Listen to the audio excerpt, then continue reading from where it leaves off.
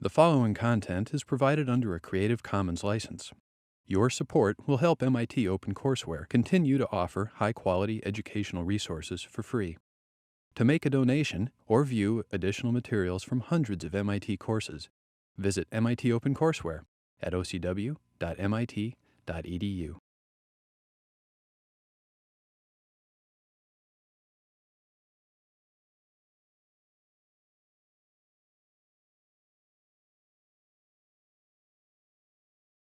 Okay, so up until now, in many ways, we've thought about people as individuals. How they see, how they remember, their personality, things you can measure by IQ tests, if they have psychopathology or not. We've primarily focused on people as sort of individual agents in the world. And for this lecture and for the next lecture, we're going to flip over and think about people as they interact with other people. And here's all the way back from 1962, here's a sort of an example, and you know so much from your life, but of how powerfully we're influenced by other people and our behaviors. So this is a story of the rules, elevator rules. You guys know elevator rules, right? You get an elevator, what are you supposed to be so you don't make other people uncomfortable, or they don't make you? Yeah, which way you're facing. Not too close in space, right? If there's only two of you and the other person huddles right next to you, you go, right? Okay. Anyway, here we go.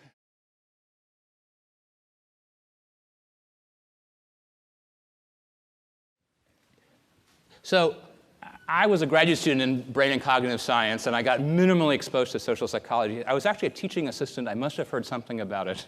But it wasn't until I was teaching at Stanford, which is full of famous social psychologists, and I was hearing them give their introductory psychology lectures, that I got amazed by what social psychologists have discovered about human nature. And maybe because I was exposed to it in one shot, it really changed, for me personally, how I try to think about people from that day forward. So let's see if that does it for you, right? And in many ways, we're going to do today the most famous things in psychology, the Stanford Zimbardo prison experiment, the Milgram obedience experiment. And a theme you'll see is how funny we are as humans and our desire to want to fit in. So what is social psychology? The scientific study of the way in which our thoughts, feelings, and behaviors are influenced by the real or imagined presence of other people. So it's how we relate to other people. And to a certain extent, if you compare it to things like linguistics or other aspects of psychology, it seemed social things have seemed, weakish. But people have been thinking in the last decade more and more that maybe many things that make humans humans have been pulled by powerful social relations that occur in groups of humans. And so, for example, looking across primate species, just across primates, here's the average size of the social group. Here's the average size of the neocortex, and it's a pretty good fit. And so you can think back in the course of examples, for example, the infant who's willing to crawl across a dangerous visual cliff if the mother has a positive facial expression. Risking injury or worse because you have a social cue that says it's okay, and you're just an infant interpreting that. So more and more, the thought that many of the abilities we have, how we work together, how we communicate together, are driven by our fundamental social character.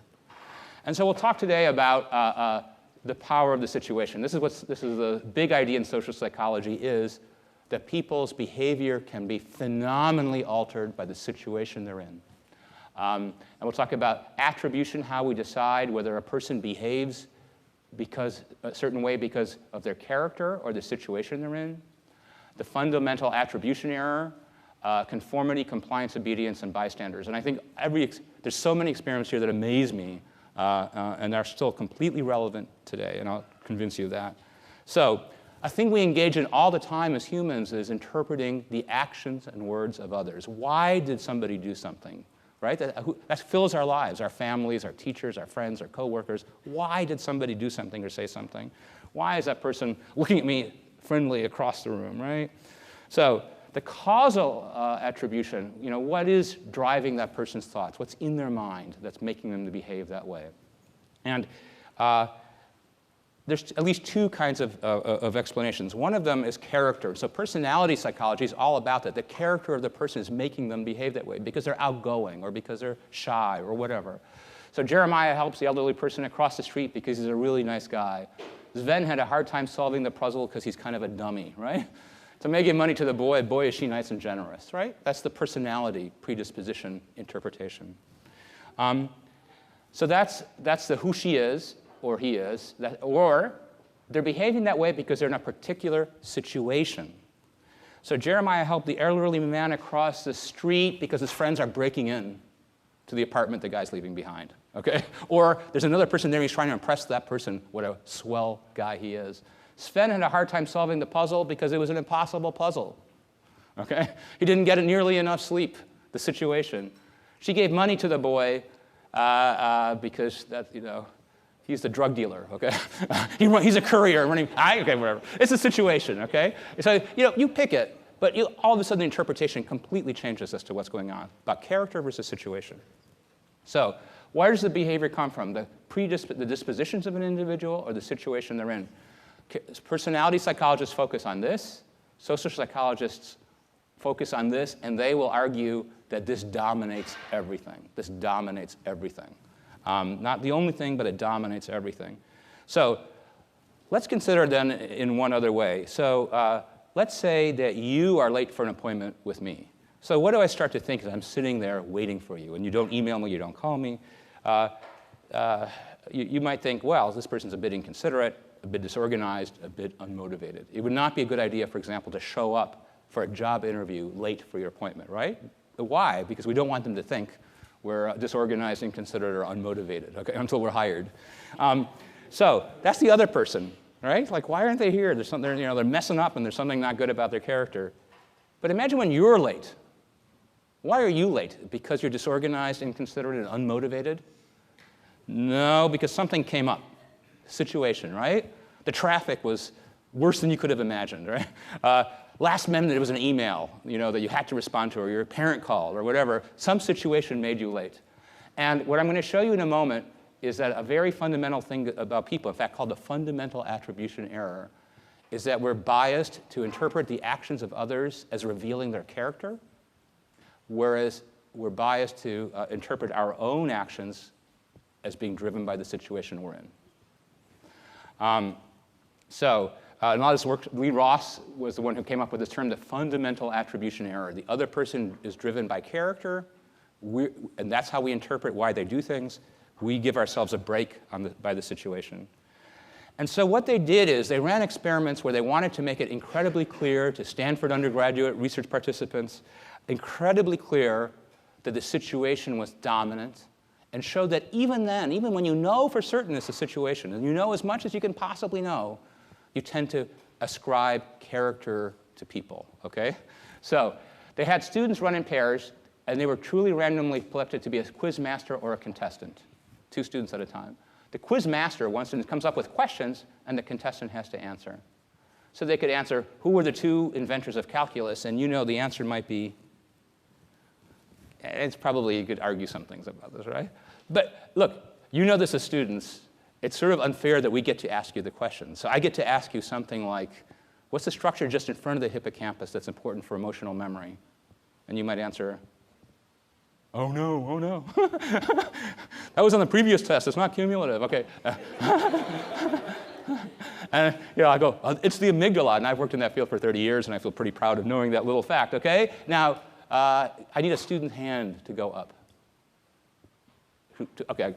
Now, you ask me a question that you think I might struggle on. Believe me, there's an infinite number outside the location of the amygdala. Pick one from physics or math or chemistry.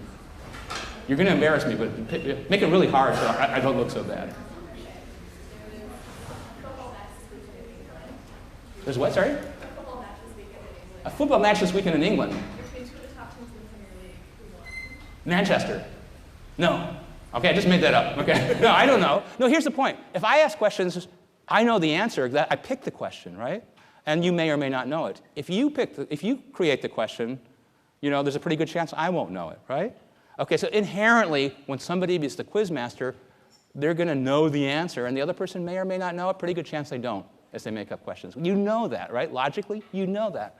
So the setup And the students were only correct 40% of the time, not bad, who were answering the questions spontaneously made up by the randomly selected quizmaster. So does this experiment, knowing this, does it tell you anything about the knowledge or intelligence, let's call it just an easy label, of the person asking the questions or the person answering the questions?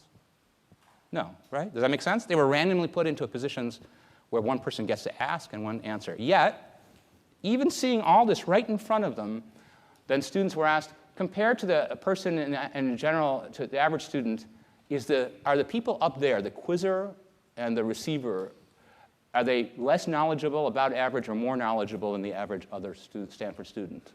And in a pure scientific sense, you should say, I have no idea, because you created a situation where one person had a hopeless advantage compared to the other one, right? You told me you were doing that, I saw you do that. But human beings can't help but say, including the contestant says, I guess I'm a bit dumb, but that other person was really smart, the one who knew about the soccer match in England, right? And other questions, or the other person observing, that quizmaster seems to know a lot, that student, and this other one, the one who was answering the questions, not quite an average MIT student, okay?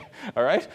Because people can't help but say, no matter if I see behavior, it's because of the content of your character, smarter or dumber in this case. Even though I know, logically, your mind goes to that analysis of behavior in others by their character or disposition. Here's another one. Participants read essays that were in favor of Castro, who was the leader of Cuba, or against Castro. In the US, were mostly against Castro. The opinions expressed in essays were presented as either chosen, so the person could choose to speak what they wanted to speak, or they were assigned by the experimenter. So you were asked, please give a pro-Castro speech, or please give an anti-Castro speech. That's your job here. And then the people listening said, okay, what do they really think about Castro? What do they really think? Okay, even in a situation where you're told they're going to be assigned that. So what happens? Here's how much they believe that the essay writer, was pro-Castro or anti-Castro in the case where they chose what to do. But when they were given the assignment, and now you know it's truly random, it's not quite as much as this, but they still believe that if you write a pro-Castro essay, even though you're told the person was assigned that essay, as you read it, you go, this person seems to really believe it, okay? I think they're really for it because that's their predisposition. You're told fully this is a situation that's assigned, but humans can't help but think, I see through this a little bit, and that essay is just a little too well written, a little too convincing for a person just to be randomly writing it, okay? So it's humans, even when you give them all the information that it's 100% situational, they can't help but interpret things as being built out of character or predisposition in a person. So people have also thought that this idea of understanding another person's behavior in terms of their predispositions versus the situation, that the dispositional one is made automatically, reflexively, that the situation information sort of follows in a controlled, slow, thoughtful way that takes energy to correct. That humans on the whole first interpret automatically, reflexively, the behavior of others as their character, and then second, optionally, can correct it thinking about the situation. So the idea is you see something, you immediately apply, you decide what the person's character is, and then you're maybe will slowly, effortfully, and consciously think about what the situation is that led to that. So these are automatic, and this is controlled, thoughtful, and deliberative, so it may not happen. And so the people to show this, and it's a slightly complicated experiment, but let me show you how they wanted to prove that thinking about the situation demands a lot of extra mental resources to overcome the initial interpretation. So they had participants watch silent video clips. They said it was silent because they wanted to preserve the privacy of the woman who was being videotaped. Having a discussion with a stranger, you just see the woman, and she looks extremely anxious on some clips and not others. The task is we want you to rate how anxious is this person basically. Rate your impression about, in terms of their character. Are they an anxious type of person? Some of the research people who were the subjects were told the target was discussing what the topics were. And then they also did one other thing, which is some of the people were asked to just watch and rate, and other people were told, not only do you watch and rate, but we're going to test your memory for the content of what she said. Because of that, they're trying to memorize what they hear, and the idea is that you're filling up their attention with what they're memorizing. They can't make the correction. They're out of mental resources to make the situational correction. So you're watching these films on anxious topics or relaxing topics. The relaxing topics might be these things. Tell me about a foreign film you like or a favorite hobby, or speak about your worst public humiliation, a sexual fantasy you have, a personal failure you had. And of course, these things in red, you could expect a person talking about that to seem more anxious. Those are personal, anxiety-provoking topics, okay? So here's what happens. So again, the topics were either anxiety-provoking or not, and you were either just watching the film or memorizing what you were hearing as well. And the hypothesis is that this would happen. So if you were doing one task and you were aware that, oh, this person, and you were told what the topic is, having a relaxing topic or an anxious topic, you could separate out what the task is versus the person, okay?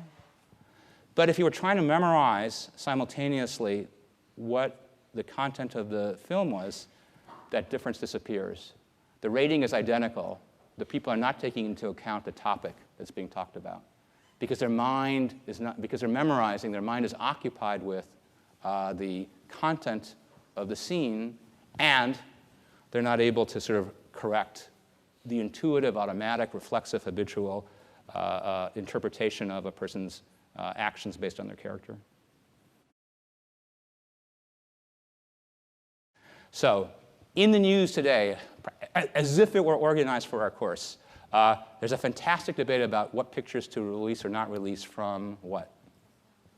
Yeah, the killing of Osama bin Laden. A huge debate going on about whether it should be released or not. That's gotten the public attention. One of the biggest reasons why, among several, but a big reason why there's such a huge debate is another set of pictures some years ago from Abu Ghraib prison. I'm going to show you those pictures and the consequences that were felt to follow from their release. So this is one of the soldiers who was there, Private Lindy England, who was said to have participated in maltreating and torturing detainees of the Abu Ghraib prison. So you know, when the United States went into Iraq, they very much had the thought that they were liberating the country from tyranny, which in some sense, everybody agrees, I think just about they were in some sense. But one of the goals was to convince the population of Iraq that the United States was not there to occupy and take over, but to liberate and free the people of Iraq. That was a big message the United States wanted to send to the world and to the Iraqis, right? Okay, regardless of whatever else you know, or believe or have political opinion, that was a message the United States wanted to send to everybody. That was huge for them to do. That we're there to help free Iraqi citizens, not to occupy and take over Iraq. So imagine when these pictures came out, some of a very large prison that was run by Americans in Iraq, and these pictures were put on the internet of various, what looked like and probably were sort of torturous situations. Here's an Iraqi person with this hood on their head, with wires connected to the body. Here's that soldier holding a leash, and here's a prisoner on the leash. Here's a picture, a smiling picture with her and another soldier. Here's a pyramid of naked prisoners piled up, one on top of the other in a humiliating position. Here's another picture of her, thumbs up, pointing at hooded, naked prisoner's genitals. Okay.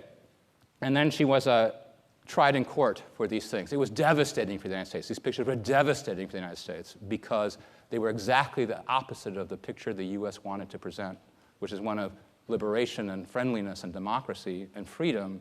And here's, tyranny, brutality, and prison torture. And that's what it figures hugely in the mind of people in Washington now as they're debating about these pictures. And for the moment, they decided not to release any picture. The power of these pictures as they floated around to inflame and incite arguments. And so here's two ways you can do it from the viewpoint of social psychology. The disposition attribution, when you imagine you're a juror where she's being tried. So, the accused knew what she was doing. She was laughing and joking, enjoying, participating, all for her own sick humor. So here's the crime. You get angry and you're not very sympathetic because it's from controllable factors. She should have controlled herself. She's held responsible. She should get a severe punishment. Or you could ask, and we'll come back to this at the end of the lecture, nearly on, were there uncontrollable factors well beyond what a person could reasonably be asked to control? Then you're not so angry at them if you think the situation was very problematic. For example, she had a boyfriend who was not only superior to her militarily, but also was the ringleader. She was a follower. She was an individual who was smitten She did whatever he wanted her to do. Somewhat more sympathy, person not held responsible, and the punishment is more about rehabilitation than punishment. So those would be the two approaches. She was found guilty of 1 count of conspiracy and 4 counts of maltreating detainees, 1 count of committing indecent act. She was acquitted in conspiracy count. So I'm going to come back to this in a little bit after we talk about the Stanford prison experiment and ask you your thoughts about this individual from the information you have. So we'll come back to that a little bit, thinking again about what is a person responsible for versus the situation. So let's start to talk about social influence, which is, again, a change in a person's behavior or beliefs in response to the intentional or unintentional influences of others. And we'll talk about 3 kinds. Conformity, which is changing your behavior or beliefs in response to explicit or implicit pressure from others. That's the person turning in the elevator. Compliance, changing one's behavior to avoid conflict. And obedience, which is following the demands of more powerful people or organizations. So conformity. Conformity sounds like a bad word, but we conform to implicit and explicit social rules.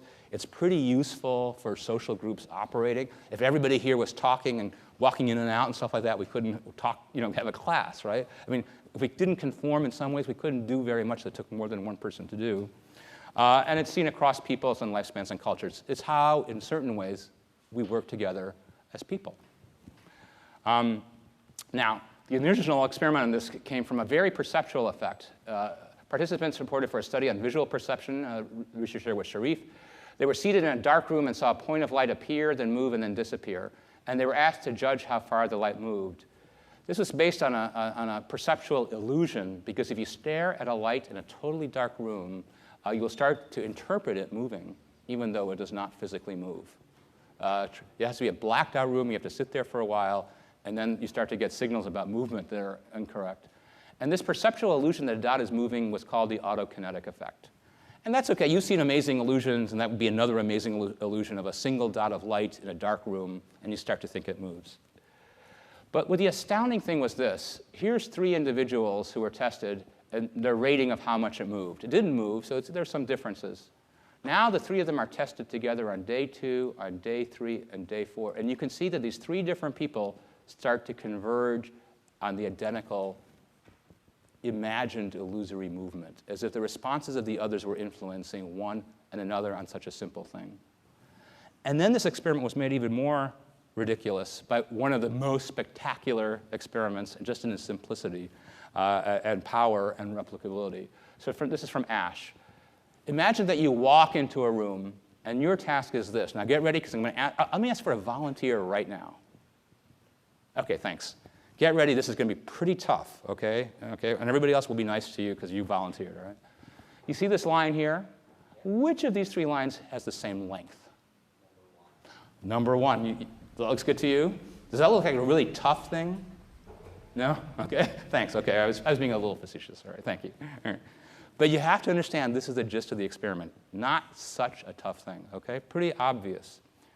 Here's what they did. Now you were brought into a room, and there were 6 Confederates. So that's the word in social psychology that's used for people who are in on the experiment. Okay? They're not really subjects. So you walk into a room. You don't know what's going on. There's 6 other students sitting there. And they do exactly what we did now. They show you a line like this and 3 other lines and say, you pick it. The 6 other people go first. So you're sitting there. Imagine this. And imagine the first one says 1. You go, OK. And somebody goes, 2. You go, All right. And the next person says, oh, yeah, 2. And by the time they get to you, 4 of the 6 have said number 2. What do you do? Now, to an astounding extent, what you do is this. You also say 2. OK? And it's not like you're saying, I'm just fitting in. When they show you the pictures, people are turning their head. Is there an angle? Is it the lighting thing? Why do I think it's number 1 when everybody else is pretty, for such a simple thing, pretty much? So, the Confederates are not always wrong, but they're pretty often wrong and in a consistent way. It's all a setup. But you as an individual, and here's one of these, you see this person like, OK, if I look hard enough, I'm going to figure out, how did they figure out that line number 1 equals line number 2? So if you do it by yourself, less than 1% errors. Obviously, the only error you make is if you're not paying attention, right? OK, all right. With group pressure, not every single time, but all of a sudden, 37 times more often, you say it's the wrong line length, And almost always the impression is you really believe it. The people are really struggling. They're really hemming and hawing, okay? They're not just, and this varies, not everybody's the same, but only 25% give the correct answer throughout the experiment. 75% of people, at least once, will give the obviously wrong answer because they feel that conformity is, they need to respond to the other answers given by the other students around them. Such a simple thing as line length, we cannot help but want to fit in and figure out a way to do that. What affects this conformity? Well, the more Confederates, the more powerful it is. That makes sense, right? So here's the group size effect. So if only one person is making it, you just figure they're not too swift, and you can get the line. 2 people, you're already moving up. By the time you get to 4 people, you're all the way up there. 4 to 15 is about the same. So 4 other people giving you obviously wrong answers, you decide there must be something interestingly going on, and you can figure it out like they did, okay? Presence of an ally. We'll come back to this a couple of times. All it takes is one person to break the conformity, and you're willing to break that too. In these experiments, that's set up. The ally is in one of the Confederates who's now told to give the right length. So one brave person can really change what you do, but it's hard to be that brave person. These allies are set up by the experimenter. So what happens? Here we go. Here's the mistakes being made when all the other people are saying the long line length. And if one person is giving the right answers, only occasionally. Still, you do it sometimes, but a dramatic difference from one person giving the right answer. One dissenter opens up your chance to go with the answer you know intellectually is correct. Embarrassment. It's amazing the stuff we all do. It's amazing the stuff we all do to avoid being embarrassed, okay? Embarrassment is such a powerful thing for almost all of us. There's some exceptions, but for almost all of us. So part of what's going on in conformity is to not to be embarrassed, to be different. And so here's the way they show you that. They have you arrive late. You're not really arriving late. They tell you, oh, you should have been here. We had a miscommunication. All the other people are here. They knew. OK. Well, because you arrived late, why don't you just write down your answers? You don't have to say them out loud, because we can't have you mess up the experiment now. Then it's still not perfect, but people reduce by 1/3 the number of their incorrect answers, OK? Because they don't have to tell other people what they saw. OK, it's not perfect, but all of a sudden at least that. And a few other things. It peaks in 9th grade. Women on average showed a bit more than men. Cultures that are more interdependent showed a bit more than cultures like the US that emphasize independence. But these are all variations on a relatively small thing. Fundamentally, humans want to conform, and they don't conform superficially. They convince themselves there's something going on, and then the right thing to do is to conform. Why do we conform? There's all kinds of hypotheses. We want to be right, okay? Everybody else knows that line length. I want to be right. I want to be popular. I don't want to be the weird person not doing this stuff. So anyway, let's come to compliance, which is even more oppositional. So you know this from your life if you have ever spent money on something you didn't mean to because there's an effective salesperson. It's called the foot in the door technique. And here's an example. Here's what they did in 1962 in California. Friedman and Fraser drove to homes, random homes, show a large, unattractive sign that says, "Drive carefully." Now, we can all agree that it's pretty non-controversial to drive carefully. And they asked the person, they knock on the door, and they ask the person, "Will you place this on your lawn?" Now, think if somebody comes up to you, knocks on the door, and says, "Would you place this large, unattractive sign to drive carefully?" And less than 20% say yes. OK, that's not a shocking number, right? They're picking something that's like, apple pie, right? And Mom, drive carefully. Who can be against that? But still, who wants a weird sign on your lawn, right? OK. And they made it unattractive on purpose, all right? So 20%. Here's the other group. They go up to your door, they knock on the door, and you say, "I have a petition here." You've had that experience on the street or somewhere. "I have a petition here. Will you sign up to support legislation to reduce traffic accidents?" OK, and you think, OK, is there some gimmick here? Who can be against? Who's for traffic accidents? The person says, "Yes, please." So you go, OK, I'm going to sign that one, right? So a lot of people sign that one. Then you go back to that same house a few weeks later, and you ask the sign. It moves up to over 50% say yes for the sign. That's literally the foot in the door, that once you've signed this petition, then you're incredibly more likely to say yes for the sign.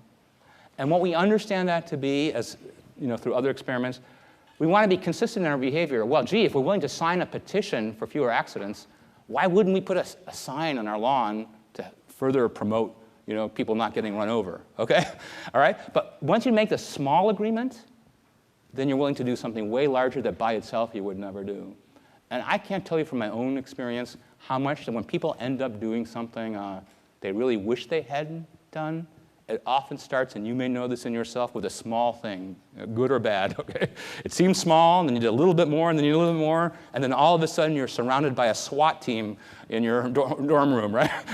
And you say, like, how did this happen, right? It's amazing how often things, good and bad, start with small steps, another small step, and all of a sudden, you're on a slippery slope to doing something you could never have imagined if it would have imposed as strongly as you ended up doing it. Does that make sense? Okay? So this is compliance. A little question, all of a sudden you're doing something you would never do by itself.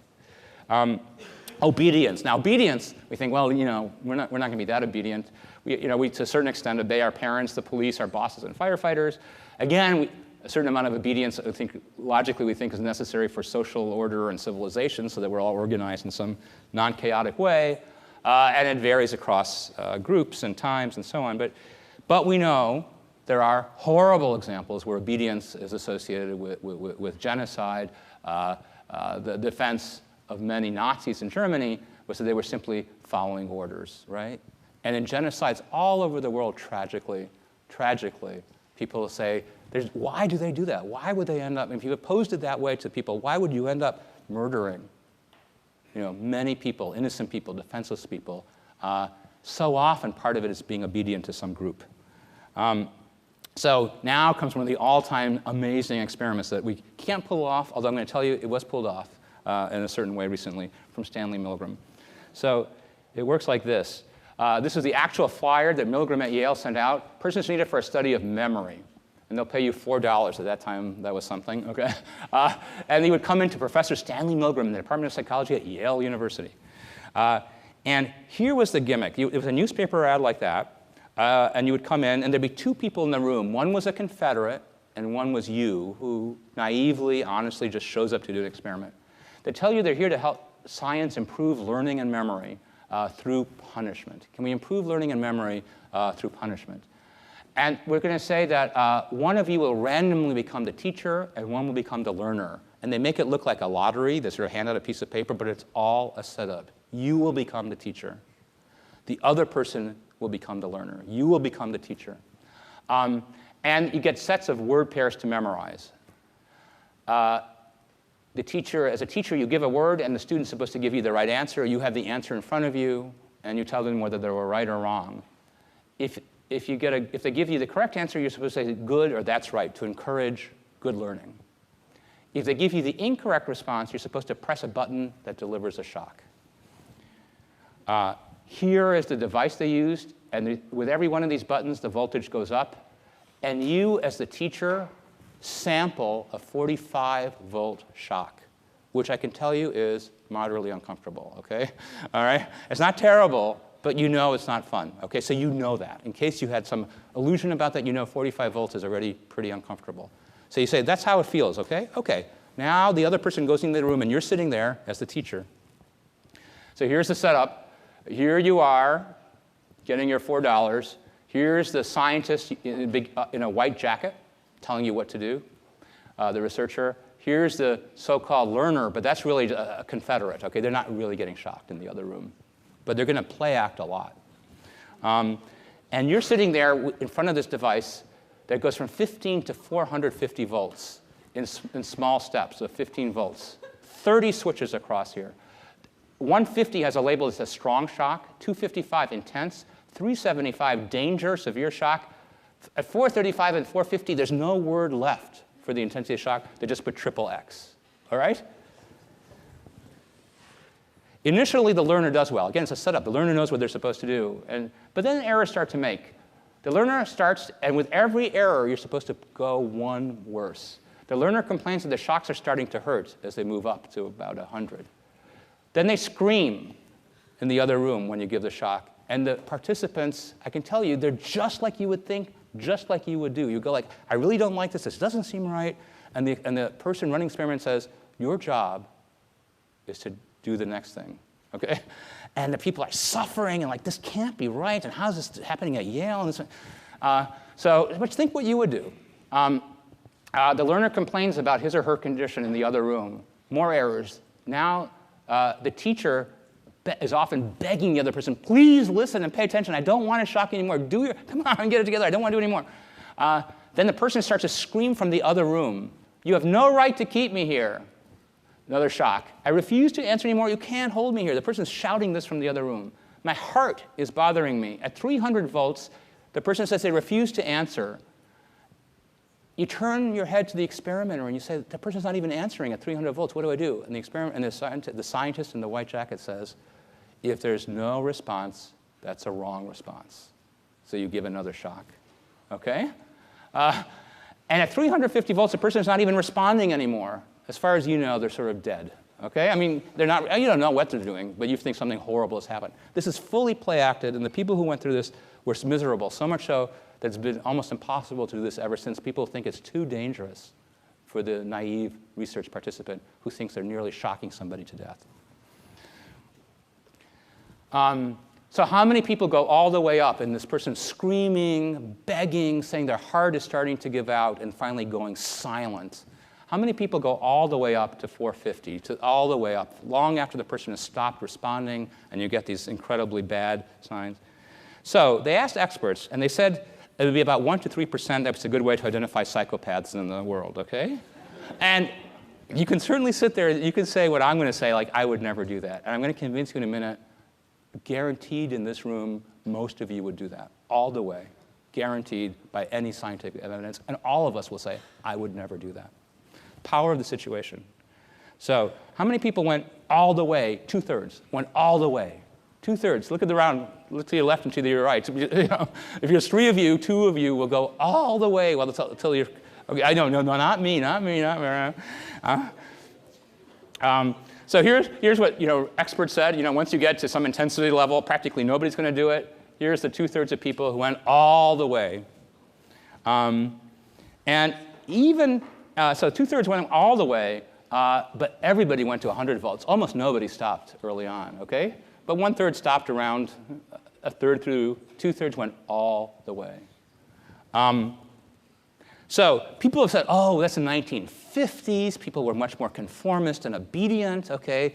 That was before Vietnam, before rock and roll, before Watergate, and all the stuff that has made us distrust authority, and before the internet, we know what's going on. All right. So so now, come on, you guys should go like, it's not us. That's some sad 1950s people who are just following instructions. We're independent people of the 21st century. So they almost redid this experiment in some reduced way a couple years ago, and it doesn't make a difference. All right. So in 2009.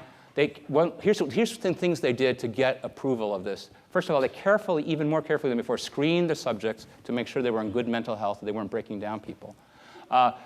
They were told 3 times they could stop and still get $50 for participating. Okay, they were told multiple times, you can stop, you can stop, you can stop.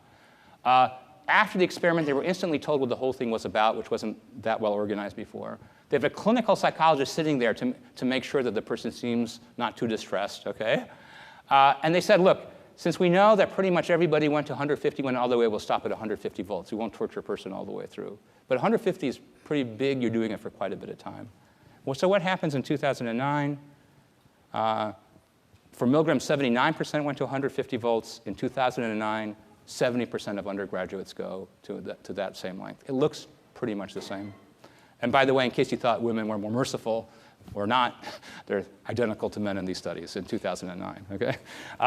It's stunning, right? And so everybody who worries about situations in the world where people do horrible things to other people is incredibly impressed by this experiment, where so little pressure as a voluntary experiment where you can stop any time and walk out. It's not your boss, it's not a general, it's not your culture, it's not your parents and schools.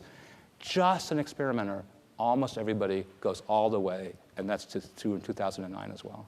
We're incredibly prone, if we have the right situation, to be obedient beyond what our humanitarian spirits suggest it would be. So nobody really knows why we're so obedient, although I'll show you some things that people have discovered. Does the status of the authority figure matter? Does it matter that the person seems like a scientist who knows what he or she is doing?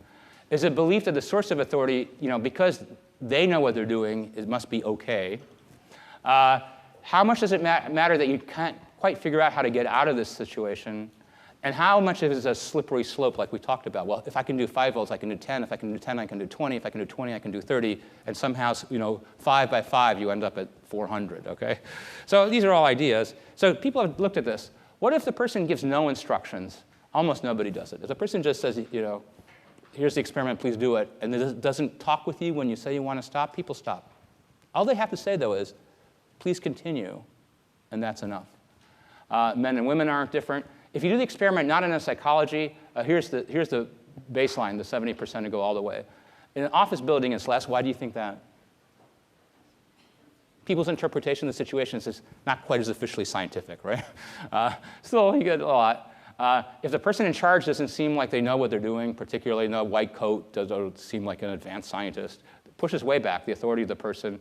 If the experimenter is more formal but away from you so you don't see them, they're talking to you over an intercom or something, that pushes you back to do it less likely. If the victim is in the same room as you are, that reduces it, although still 40% go all the way.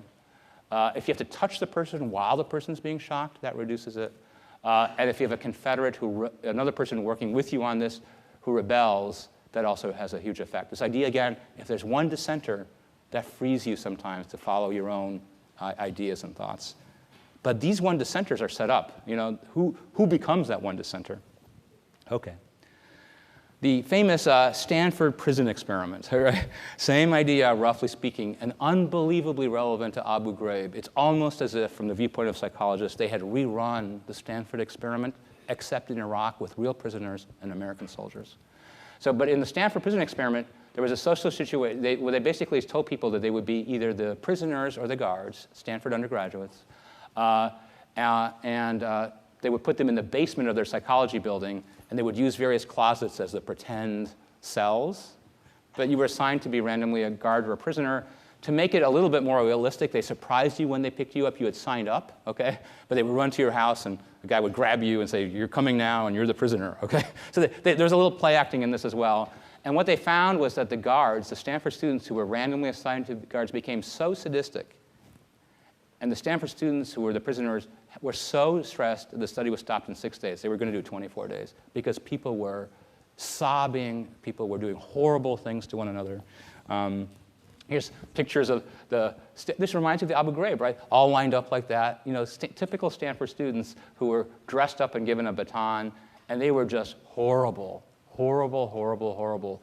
Playing the role of the prison guards, they became abusive and mean to an astounding degree.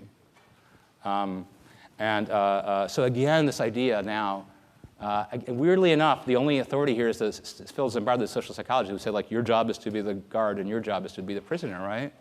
So anybody could have stopped sort of at anything, but once they got playing these roles, it took them only a few hours to really occupy the life of the sadistic guard and the life of the victimized prisoner.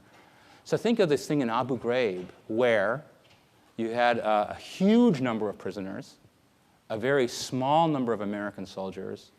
Very few of the American soldiers had any training about how to think about being a guard. It was almost as if you had rerun the Stanford prison experiment. Add to it fear on both sides of harm that's intended by the other groups. Add to it the cultural divisions between the Americans and the Iraqis. So that you really felt like the other group was another group. I mean, you knew here at Stanford in the basement that these were your other students, right? Half the room could be the guards here, half the room could be the prisoners here. Nobody has been allowed to rerun this because the behavior was so horrible so fast that there's nobody, that you're just simply not allowed to do an experiment like that again. And here again is a picture of the guards, the students randomly chosen to be the guards, and here's one of the students randomly chosen to be the prisoner.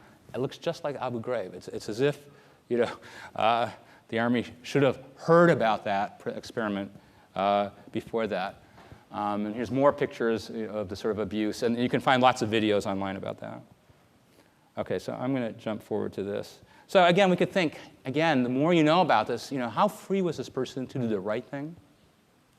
and how situationally dominated were they by authority and by the situation that surrounded them. If you think about the Milgram experiment, who's your commander and in charge of you? If you think about the Zimbardo experiment, you have the job of being the prisoner, of the guard, okay?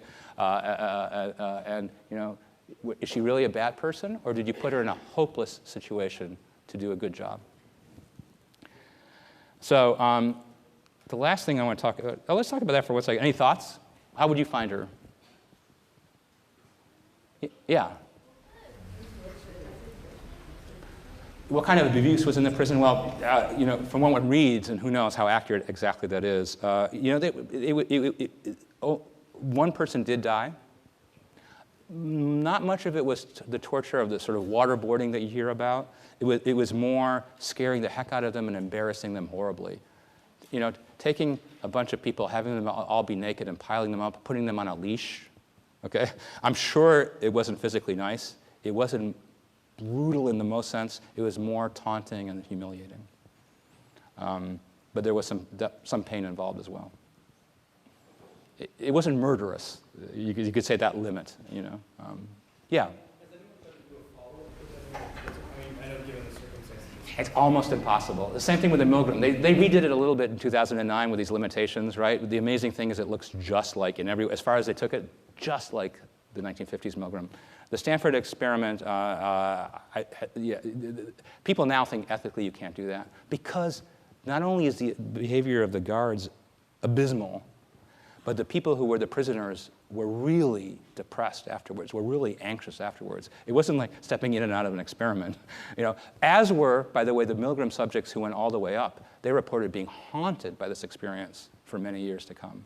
So these kinds of things people would not do now because it's just considered too risky for the participants. Yeah? So the Stanford people, like the students that were participating in it, did they go on to live like normal? Oh, what's the long-term damage? That's a very good question. I don't know if they've been followed up. That's a very good question. I know for months, the people, especially with the prisoners, said they felt very, very, very bad. But I don't know, you know, I don't know if decades later they followed them up or not. That would be an interesting question. Yeah? Did they consider, like, in Milgram study, for instance, if someone more knowledgeable in psychology, though they weigh more or less? Like, for Gabrieli, if they had been trained more in psychology? Yes. It's not so much psychology, I'd say. You know, I'm going to give you my impression because I don't have a good answer. It's if you get the right kind of training so you're prepared for a situation, you have a much better chance. So remember earlier we talked about, now it seems very academic compared to these experiments, we talked about cognitive busyness, that if your mind is not free to evaluate the situation, you interpret in terms of disposition. So if you're, you know, what does that mean? In a scary, complicated situation, we go by our guts, okay? And our guts are, you know, the other person's different. I'm in charge of them as the guard, right? If we're trained so that we have a second habit we can fall back on, then we have a better chance of doing the right thing when the situation arises. This is a general point. But yeah, just sending in people kind of unprepared. It's not that they have to know psychology. It's that they have to be told again and again and again, when you're the guard, keep in mind that it's so easy to be abusive. It's so easy to be humiliating. That you have to guard against that in yourself. Does that seem okay? Yeah, so it's training we think is, but it's not the intellectual knowledge, it's practicing so that when the moment arises, you're ready, is I think what people believe is the right thing. Okay, so the last thing I want to talk about a couple of things is bystanders and helping. And these are just amazing experiments, and in many ways they're all about embarrassment and how embarrassment makes us incredibly less helpful and kind to others than we can imagine. So the most famous case that began a lot of this research was the murder in New York City of Kitty Genovese. And I'm going to read to you just a minute about her murder. It got a fantastic amount of newspaper coverage. And this was the walk home she had to her apartment. So at approximately 3:20 in the morning of March 13, 1964, 28-year-old Catherine Genovese was returning to her home in a nice middle-class area of Queens from her job as a bar manager. She parked her red Fiat at a nearby parking lot, turned off the lights, and started the walk to her second-floor apartment some 35 yards away. She got as far as a street light when a man grabbed her. She screamed, Lights went on in a 10th-floor apartment building nearby, so a lot of people. She yelled, "Oh my God, he stabbed me, please help me." Windows opened in the apartment building and a man's voice shouted, "Let that girl alone." The attacker looked up, shrugged, and walked off down the street. Ms. Genovese struggled to her feet, lights went back off in the apartment. The attacker comes immediately back and stabs her again. She again cries out, "I'm dying, I'm dying." Again the lights come on and the windows open in many of the nearby apartments. The assailant again left and got into his car and drove away. She staggers to her feet as a city bus drives by. It's 3:30 in the morning now. The attacker returns again. He finds her in the doorway at the foot of the stairs, and he stabs her a third time, this time with a fatal consequence. It's 3:50, okay, half an hour, when the police received the first call. They responded quickly, and within 2 minutes, they were at the scene. She was already dead. The only person, the one person to call, was a neighbor who revealed that he had phoned only after much thought and an earlier phone call to a friend. So he doesn't call the police. He calls a friend and says, I wonder what I should do here, right? And he said, I didn't want to get involved. Later it was learned that there were 37 other witnesses to the stalking and stabbing over the half-hour period. Why did no one offer any help or call the police? The story in question were front-page news across the country. Urban and moral decay, apathy, indifference were some of the many offered explanations. This was one of these cases that people said, this shows you how bad off we are, especially in cities where people just don't care about other people, okay? They won't make a phone call to the police, except one person hemming and hawing his way for half an hour. So the lack of the bystanders helping this woman, is it because people are selfish? Nowadays, you can bet you'd have a video of that on YouTube, right? There were questions that was, what about the rest of it? And enmity, modern life, fear of getting hurt. What would you have done? Now, let me tell you, you'll see the punchline in a moment is the more people are around who could help, the more certain you are that nobody's going to help. The last thing you want to get help is a bunch of people, okay? The best chance you have is one person. Counterintuitively and against the math of multiple people. So here we go. So the most famous studies, and I'll show you about 3 of them, because they're just amazing, about how we won't help people because if we're not sure what the right thing to do is and there's other people there, it's too embarrassing to do the most obvious humanitarian gesture. So they did a series of experiments, most of them around Princeton, looking at ideas about pluralistic ignorance. Let's say each witness is uncertain whether there's a real emergency. They look around at the others not reacting. This is probably part of the story. Decide it must not be a real emergency. Social evaluation of others. What are they doing? Diffusion of responsibility. Each person felt that somebody else is going to get help. So these are parts of the story. But here's the experiments. You arrive for an experiment to discuss personal problems. You signed up. You're a Princeton undergraduate. You show up. There's 1 to 4 people put in different rooms over intercoms. So it's one person, sometimes alone, or two on 2 different intercoms. One person, the Confederate, over the intercom, dramatically enacts a person having a seizure. All right, so imagine you're a student, and one of these people, who you believe is randomly another student, starts to say, I think I need somebody here, dramatically, I can't do it well enough, because I got one of the seizures coming on, I could really use some help, if somebody could help me. Somebody could help me, choking sounds, I'm going to die, choking sound, the intercom goes quiet. What do you do? Well, if there's 2 of you, about 80% of the time you're going to do something. If there's 6 of you, only 30% of the time won't anybody do anything. Yeah? I think sometimes it's also like people can be really selfish. Like I heard recently in a Johns Hopkins examination, like it was just a few months ago, somebody started having a seizure in the middle of the exam, and not a single person stopped their test to help them, neither did the TA. So you're saying people can be really selfish because at Johns Hopkins, It was their exam, they didn't want to stop. they had an exam and somebody started having a seizure and neither the students nor the teaching assistant did anything to help the person. For a long time. Okay. So you're going to call it selfish, and I'm going to agree in some sense that's true. But I'm going to tell you it's amazing. I didn't hear about the story. It's exactly this thing. Everything, and I'll show you 3 more examples. Every experiment shows that if it's just you and one person, you're incredibly more likely to help that person than if it's you among 5 people or 10 people. The more people, the more certain you are to do nothing. And I'm going to tell you in a moment, this is an amazing example, why the exam matters too. Okay? Because these experiments will show you that this is deeply human, unfortunately. Okay? Deeply human. And I think it's not that we're more selfish. is that we're terrible at knowing, this is a question about this, we're terrible at knowing what to do under unusual circumstances, and we're overcome by wanting to fit in. So you look at that person, they're not doing anything. They look at you, you're not doing anything. They look at that person, and you guys you're having a face-off of not doing anything while the person's sort of sinking into their seizure, okay? And you could think it's all about selfishness and not helping, but we think it's something weirdly about humans that in groups, they don't know how to act if it's unusual. They just don't know how to do it. By themselves, they're incredibly more likely to help. So here's an example. I'll show you a couple more. Was there a hand? Yeah. Is this showing the... This is the percentage of participants who help. So are you asking the math? Are you still better off? Is this like the percentage of the time that the person received help? Yes. This is a percentage of help. You're right that you're still better off with 6, but I'll show you that very often it doesn't play out that way. Okay, but you're right. You have to do, there's a trade-off between the sheer number of people and the likelihood per person. You're absolutely right. That varies a little bit. Here's another one called Lady in Distress. A subject walks alone or with a passive confederate, so the confederate is set up to do nothing, or with a friend, a real friend. You come as a pair. And you go into a room that's separated by a curtain. The experimenter goes to the other room. In this case, they made it a woman at the time. Turns on a tape recording of a huge fall. Much bigger than that. Boom, okay? She's around a curtain, okay? And she starts moaning, a pre-recorded painful moan. You're sitting on the other side of the curtain. Who gets up to go see what happened to the experimenter who sounds like they had a huge fall and are moaning with pain? This is very much like the example you said almost, right? Okay. What do the people do? Okay, so here's what happens.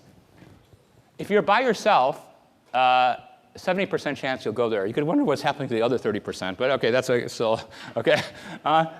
If the other person sits there who's set up to not do anything, practically nobody ever goes and helps. Because you're sitting there and the other person's not doing it and you're going, I don't know, it's kind of a weird situation. Am I invading a person's privacy? Maybe that wasn't what I thought it was, because the other person doesn't seem to be doing anything because they're set up. If there's two people who are naive, you're somewhere in between, okay? If you come with a friend, somewhere in between. But here's the weird thing. The more people, the more you're kind of trying to figure out what's the right thing to do. And you're not doing anything, so I'm not going to do anything. The other person's saying, does that make sense? Okay? Every one of these, the more people there are, the more people don't know what to do, and they do nothing. Because they don't want to do something weird and embarrassing, like make trouble or not do what you're supposed to do. Here's another one. Where there's smoke, there's fire. Subjects filling out survey. Smoke enters through a vent. Alone, you're doing this survey alone in a group of 3 or with 2 confederates who notice but ignore the smoke. Or a friend you bring with you. So who leaves the room within 6 minutes to go get help when smoke is billowing into your room? Okay. All right? Now, you could say, as you sit there again, this is like the Milgram experiment. You go, well, of course I would do it. But amazingly, people are sitting there trying to figure out, like, should I finish this first? Should I, is this really a fire? What's going on here? Alone, 75% of the people get up within 6 minutes and go tell somebody there's smoke billowing into here. And with 2 passive confederates, so people set up to do nothing, only 10% of the time does the individual get up and go tell anybody. You look around, the other 2 people are doing anything, you figure, well, that must be the right thing to do. 2 naive subjects, then, now that we're doing the math this way, 12% by individuals, so a third of the groups approximately do something. Okay, that's still pretty low, okay? But if you go, interestingly, in with a friend, that number goes up, a person you really know and trust, because the interpretation is if it's somebody you know, you're not going to be embarrassed. You can say to that person, well, this is a little wacky, but shouldn't we go tell somebody there's smoke here? Or somebody collapsed next door? And the friend goes, yeah, that's probably a good idea, I don't know, but maybe we should do that, right? But if you don't know the person, you're not going to have that conversation. So a friend is very powerful to release you from this. But if you don't know the other people, yeah. I don't know that they've done this. So these are usually done with undergraduates, so you just bring your roommate or a pal. Okay, yeah, I don't know if it matters at other levels. That's a very good question. Maybe people have looked at that. I just don't know. This is the last experiment, okay? And this is kind of the topper of all of this. And this gets back to being in an exam situation. I'm glad you brought up because this is almost an ironic experiment in a deepest sense. It's, again, Darley at Princeton. The Good Samaritan. So what's the story of the Good Samaritan? From the Bible, for those of you, yeah. Pretty much, there's this guy who's dying of like thirst on the highway. Somebody really injured on the side of the road, right? Anyway, somebody needs help pretty much, and a bunch of people go by, one person at a time. First, the person goes by, He's from Samaria. All right. Okay, I'm just telling you this. Sorry. You know, it's a, Can't keep away all the references and just get to the point. yeah. The third guy looks down at the injured man and he helps him out. Yeah. Now I'm going to tell you one more thing, and which is Sumerians were not the most affluent members of society at the time. This matters for the story in a way you're about to hear. Okay. So Good Samaritan. So they took students. Now think about this. This is because they want to show you how absurdly weird it is when it is we're willing to step forward and help a person. And I don't think it's about goodness. It's about the weirdness of our minds and not embarrassing ourselves, and how preoccupied we are with our other business, okay? So social psychologists are going to tell you the reason the Good Samaritan stopped was not because he was such a good guy. It's because he didn't have so much to do. Okay? And here's the experiment they're going to tell you why, okay? So these are students, these are seminary students studying to become ministers, okay? So this is the group. They picked this group because they want to show you, social psychologists get irritated by personality psychologists.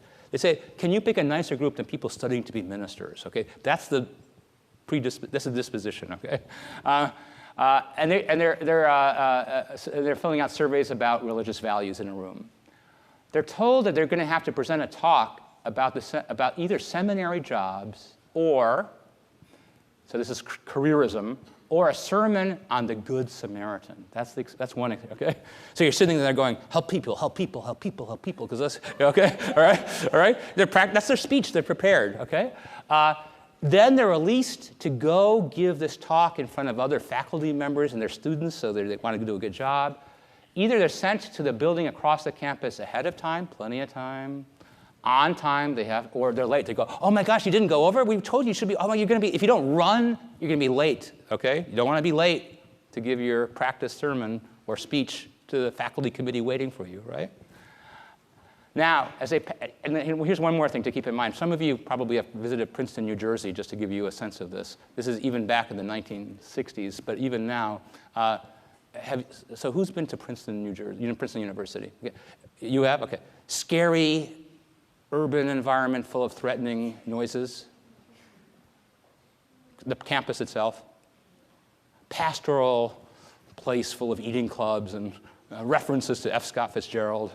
I'm just adding in that Princeton is a pretty non-threatening place, the campus itself. Okay? I'm just adding this in because you got to keep this in. Okay.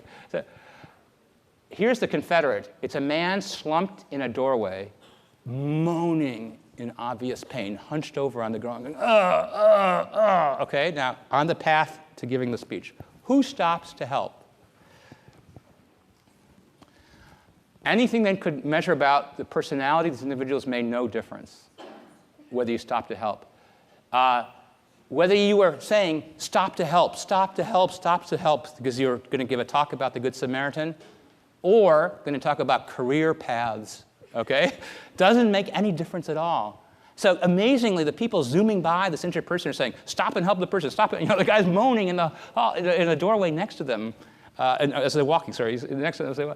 Okay, what counts as to who stops? They're by themselves, so it's not a group thing now, they're by themselves, right? It's if they're ahead of time. If they have time because they know they could stop and help somebody and still make their talk on time, 63% stop. 45% if it's going to be a close call. 10% if they're rushing because they're going to be late. Okay? This is, so they're taking the exam. It's the description you set up, a big group of people taking an exam. They're like this, like they're pressured, okay? And there's a lot of us. Somebody's going to take care of this if they need to, and I've got things to do, like take an exam or run over and explain how incredibly important it is morally to help those who are injured and around you, right? So you can't have a more sort of a literary experiment showing you how weird it is when we stop and help people. Yeah? This happened on campus. I was walking back to one of the dorms, and I walked by and I saw feet sticking out of a bush, like someone had collapsed into a bush. I didn't quite believe it at first, so I stopped the next person and asked, are there feet there? Is that what I'm seeing? So eventually we called the police, but the response from most of the people going by, one was, I'm sorry, I can't stop, I'm late for midso, I have to go pee set and all that kind of stuff. So a lot of people just went by and they saw it. Okay, so you're giving a story in real life on the campus here? where 2 feet were sticking out from a bush? All right, no, this is amazing. This is not a setup, okay? You're not a Confederate. So first you wanted to ask somebody else. No, but this is really interesting. I mean, yeah, because that's the first thing, right? Like, yeah, what do you think? Good idea to have a body here? Bad idea to have a body here? And another person walks by and say, we like your opinion before we do anything. And the person says, I can't stop. I have things to do, right? I have homework. Yeah. It's astounding. So I'll just stop with saying it makes you think. You use the word selfish, and that. No, I don't mean to pick on you. But it's just weird how humans are like this. You see this all the time. For me personally, the fundamental attribute, all of these things have really changed how I interpret situations, and how much I think a person's a crummy person. Because up until the fundamental attribution error, although I always gave myself every break for doing everything wrong, okay, I always interpreted other people's failings as like deep character flaws, right? And it has made me, personally stop and think.